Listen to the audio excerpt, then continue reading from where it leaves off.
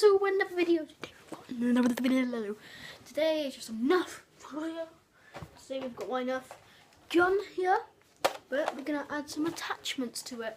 Okay, let's pick an attachment out. Oh, we're gonna have this attachment. Let's go.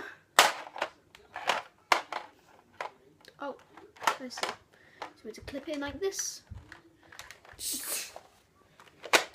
Oh, yeah, and then you go.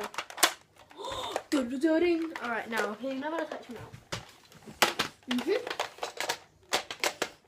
we go. We're sliding it in like a mouse. Final attachment, sniper, and then we'll show you the finishing product now.